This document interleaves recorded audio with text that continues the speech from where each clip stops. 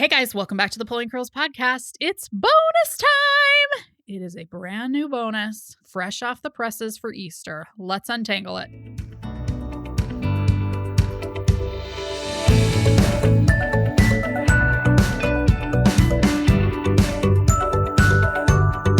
Welcome to the Pulling Curls podcast. I'm Hillary, your curly-headed host on the podcast where we untangle everything from pregnancy, parenting, and home routines. I want you to know that there are no right answers for every family, and I find that simplifying my priorities is almost always the answer. It's tangled, just like my hair.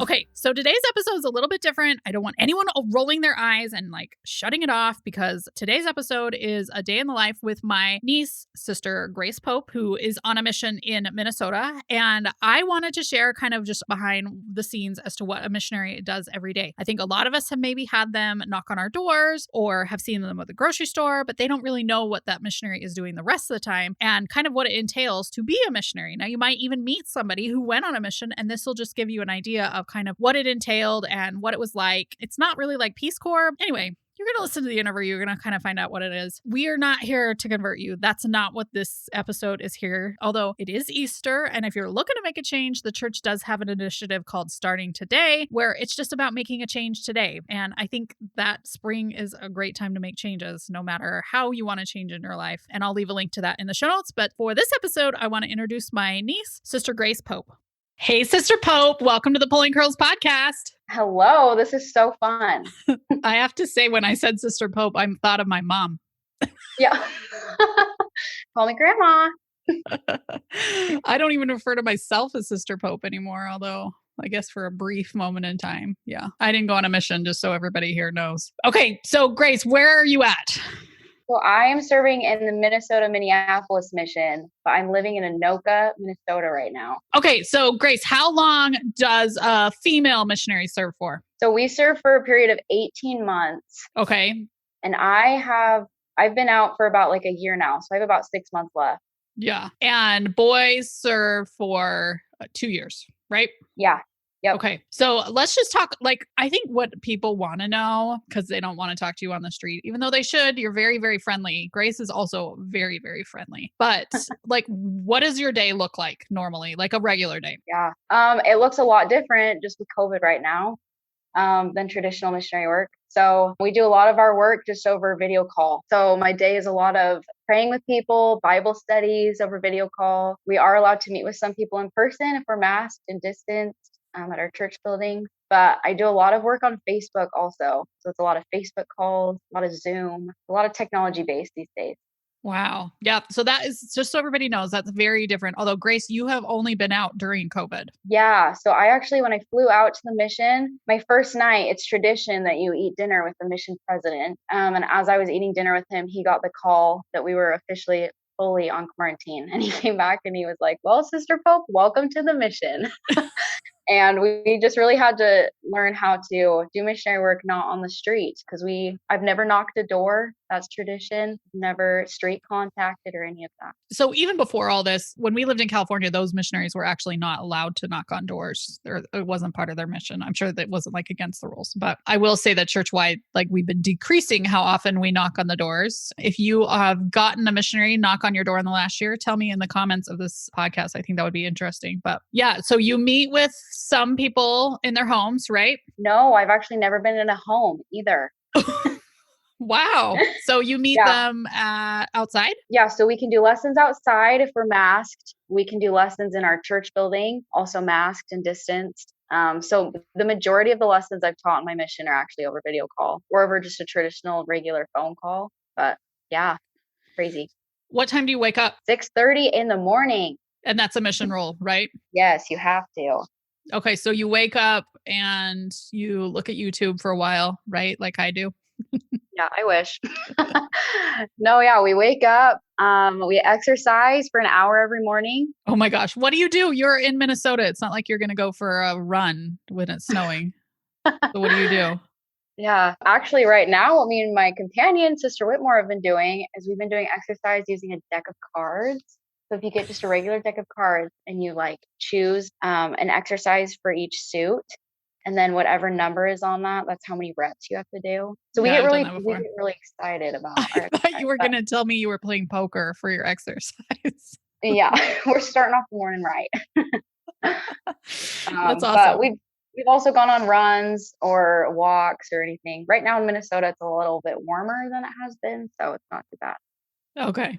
All right. So you work out for an hour right after you wake up? Actually, yeah, we do that, and then we plan our day. So we spend about half an hour scheduling lessons, making sure people still want to come that day. While you're sweaty, you don't get a shower before you plan your day? You get to choose the order you do it in. Oh, okay.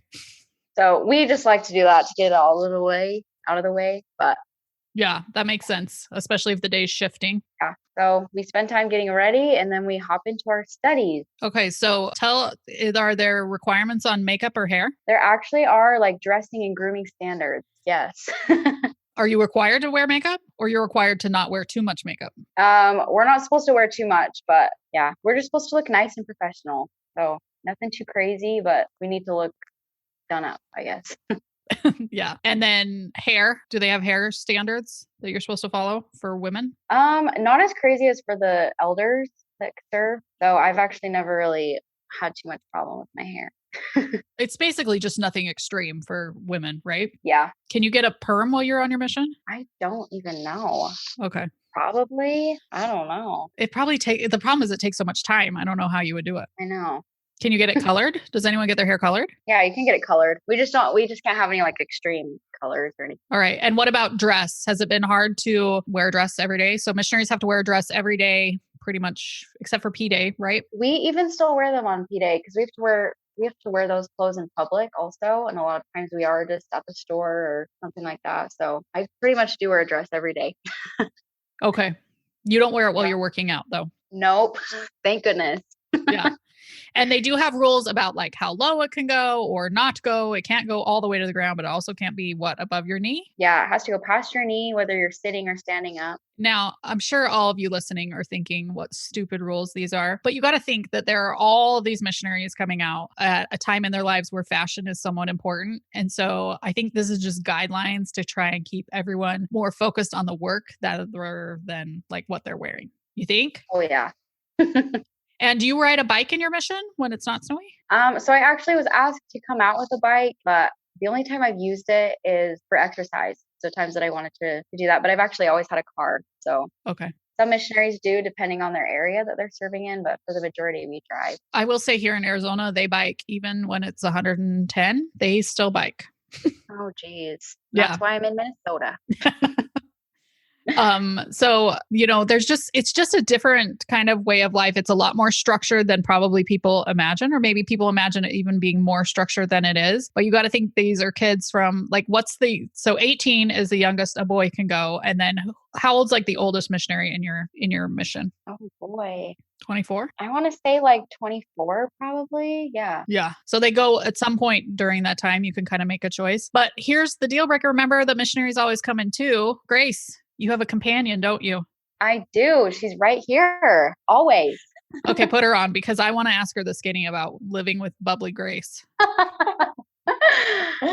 Yes, my name is Sister Whitmore, like she said earlier. But Okay, Sister Whitmore, where are you from? I'm actually from Arizona. Oh, you are? Yeah, I am. I'm in Tempe. Oh, nice. Do you want to reveal what part of Arizona you're from?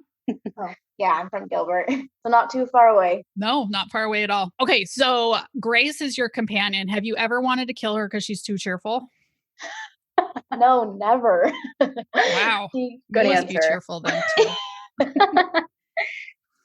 For What is it sure. like so companionships you have to stay in the same room, like you sleep in the same room, not in the same bed. Yes, that is in the rule book, right? It is. And you can use the restroom alone. Yes, actually, we can, which is a good thing.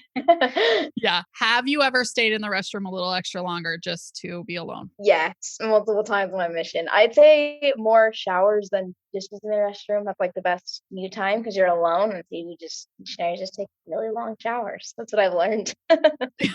That totally makes sense. Although I will say that as a mom, you spend more time in the bathroom just to be alone also. So that hasn't changed for me. Here it goes. personally. She's preparing us, right? Get Yeah. us ready for that. Okay. What is the best part about having a companion?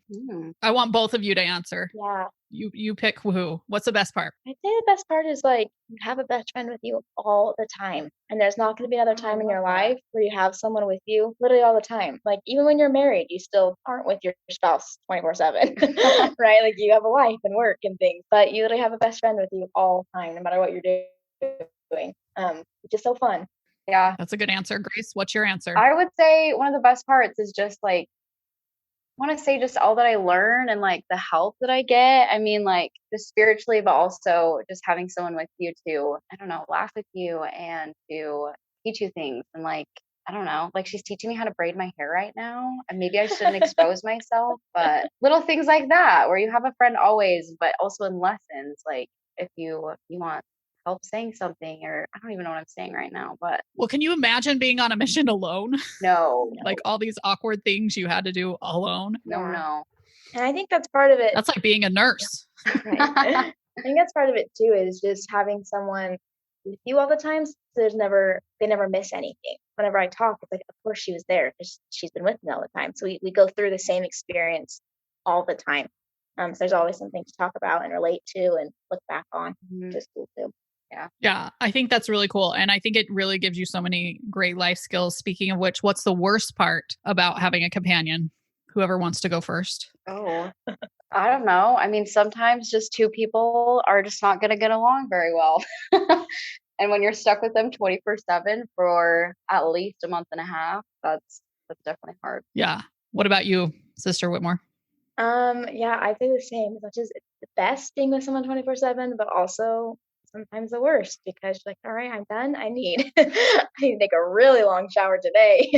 um, just because when there are conflicts or problems, there's no escape. But I guess that's just part of learning how to deal with them and how to work through it anyways, because they're definitely not going anywhere. Yeah. I will say that Grace's dad had a mission companion that my parents thought he might kill at some point. So there are times. So, but you only get, like Grace was saying, you are together at least 6 weeks, right? Yeah, And the mission president decides when you move, right? he does. Yep. Yeah. So there's a lot of like uncertainty about where they're going to be at. Oh, yeah. Makes things exciting and scary. Yeah. It makes things exciting for the members of the church too, because, we never know when the missionary is going to leave. So if a member is like getting attached to one and then all of a sudden they send them away, that can be frustrating for everyone. Yeah. Yeah. Okay. So Grace, what made you want to go serve a mission? I'm going to be honest. I didn't always want to serve a mission. I was actually terrified of all the things that I don't have to do, like knock doors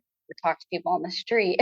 And around the time that I was 19, when I had the option to go serve, is when I just felt strongly. I prayed about it and I just felt strongly that that's God's next step for me. And I don't know if you remember this, Hillary, but I remember going to lunch on my 19th birthday and you made a joke. You were like, you could serve a mission now. And we both were like, haha. So funny. I don't know if Grace will do that, but it was pretty clear that I needed to do that. So, and I'm really glad that I did, because a couple months, probably like 4 months after that, is when I left and I came to Minnesota, and I've loved it ever since. Yeah. And you were thinking maybe later, right? Yeah, I always thought maybe I'd do college for a year and then go kind of see what plans were taking me. But I only did a semester of school before I headed out. Yeah. And how great that you just went when you did, right? Because you got the full. So missionaries back in the day used to go to the MTC in Provo, Utah, and you would hang out there for a couple weeks and get a bunch of training before you went out on your mission. And now people are doing the MTC sort of at their home. MTC standing for Missionary Training Center. Yeah, but you got to go to the big one. I did. Yeah, so I was there for 3 weeks, just learning how to be a missionary, the different lessons we would teach. And I actually left probably like a week before the MTC shut down. So I barely made it out. It's just like Indiana Jones. Okay, so I told Grace she couldn't make this super churchy because that's not the kind of gal I am, or the kind of podcast Pulling Curls podcast is. But I think it's important for you guys to understand why these missionaries are out and what they are trying to do. So Grace, what is your big aim as a missionary for you, Sister Pope? Yeah, the reason we're out here is to share the message of Jesus Christ, to share that peace and that hope that can come from allowing him into our lives. And so I think that's one of the biggest rewards of being a missionary, is to be able to, like I said, do Bible studies or read scripture with people, and to really experience that with them. be able to see their lives change. Just super rewarding. Yeah, I always think of it as like when I get, this is a pretty unliteral translation, but when I like had like a moisturizer on my face that I just love, like I want to tell everybody about it because I get a real dry face sometimes. And I think it's the same idea. You want to just go out and share something that's really working for you so that other people can have a good life. And I think people think we're brainwashing these kids into going out, but I think, most of them that have come to my house really feel like they've found that moisturizer that works for them, if we're going to use that metaphor again. What do you think, Grace? Oh yeah, I would totally agree. I know, missions are hard. And like I said, I didn't always really plan on going, but it was definitely my decision. And I'm so glad that I came. There's so many things that I've learned, and my testimony, my faith of Jesus Christ has grown so much. And so I definitely feel that. I just want to share it with everyone. Yeah. Okay, Grace, is there a way that people can get in touch with you? You don't have Instagram. Mm-mm. How can they get in touch? Yeah. So one of the biggest ways is through our church's website, comeuntochrist.org. People can, I guess, fill out a form that says why they want to meet with missionaries. And that information gets forwarded to us, to your missionaries in your area, because there's missionaries all over the world. And that's how we contact you, whether you want to do a Bible study or you want to pray together, or you want to hear more about our beliefs in the Church of Jesus Christ of Latter-day Saints. But another huge way is through Facebook. I have my own Facebook profile, so does every other missionary, where we post more about what we believe and how we want to help people. That's a big way that we get in touch with people. That's awesome.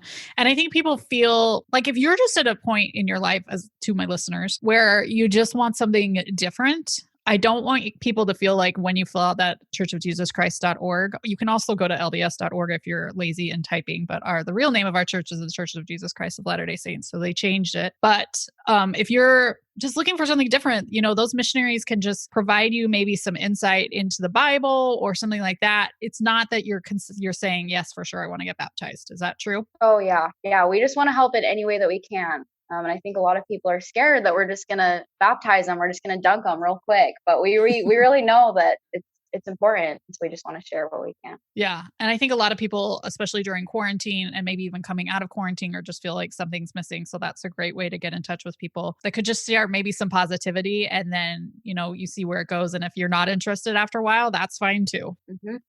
Totally. Oh, one other thing I forgot to mention. So missionaries do a lot of service, right, Grace? We do. Yeah. Yeah.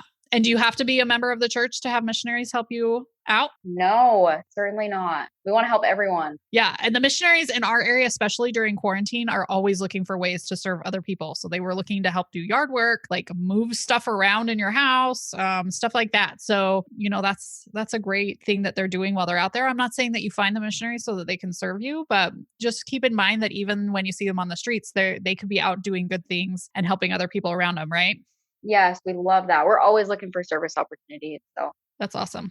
Okay, Grace, this was awesome. Get out there and missionary it up. All right, I will. Thank you for having me on today. Yeah. All right. Thanks, you guys. Have a good one.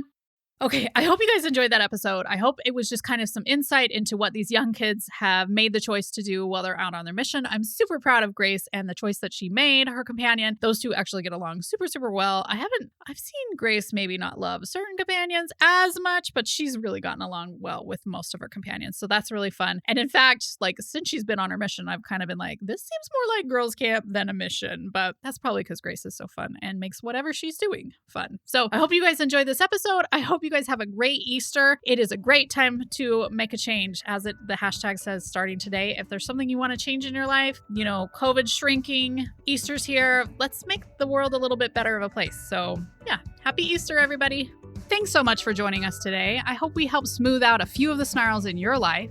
We drop an episode every Monday, and we always appreciate it when you guys share and review. Until next time, we hope you have a tangle-free day.